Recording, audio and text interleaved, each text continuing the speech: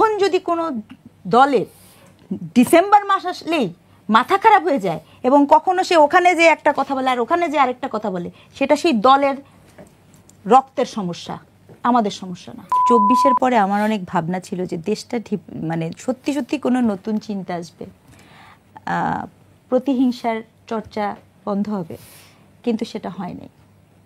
এটা হচ্ছে বাংলাদেশের একটা সবচেয়ে বেদনাদায়ক একটা ইতিহাস হয়ে থাকবে, আপনি লিখে রাখেন। কারণ পৃথিবীতে খুব কম রাষ্ট্র এত অসম্ভব সুবর্ণ সুযোগ পায়, কিন্তু আমরা ফেলিউর হয়েছি।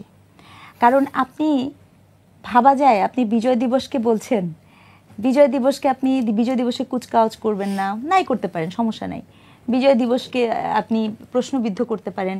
বিসিএস পরীক্ষার প্রশ্ন আসে কি মুক্তিযুদ্ধ হচ্ছে প্রতিরোধ যুদ্ধ। তারপরে আমি ডাকসুর মুক্তিযুদ্ধ বিষয়ক সম্পাদককে বলতে শুনি, তিনি বলেন, উনি ওনার পোস্টটা ছেড়ে দিলেই পারেন, তিনি বলেন সহস্র।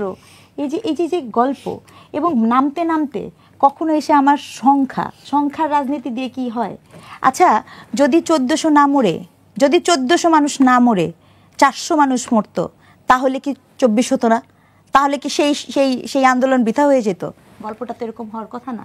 তাহলে যেই মুক্তিযুদ্ধের কথা বলছেন সংখ্যা দিয়ে, এই যে 24-এর পরে যে আমার জাতীয় সঙ্গীত নিয়ে কথা আসতে পারে, 24-এর পরে যে আমার স্বাধীনতা নিয়ে কথা আসতে পারে, আমার বাংলাদেশের সার্বভৌমত্ব নিয়ে কথা আসতে পারে, আমার বিজয় দিবস নিয়ে কথা আসতে পারে, আমার ভাষা নিয়ে কথা আসতে পারে, আমার অস্তিত্ব নিয়ে কথা আসতে পারে, এটা তো আমি কল্পনাই করি নাই।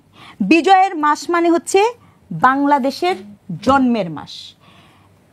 এখন যদি কোনো দলের ডিসেম্বর মাস আসলেই মাথা খারাপ হয়ে যায় এবং কখনো সে ওখানে যে একটা কথা বলে আর ওখানে যে আরেকটা কথা বলে, সেটা সেই দলের রক্তের সমস্যা, আমাদের সমস্যা না।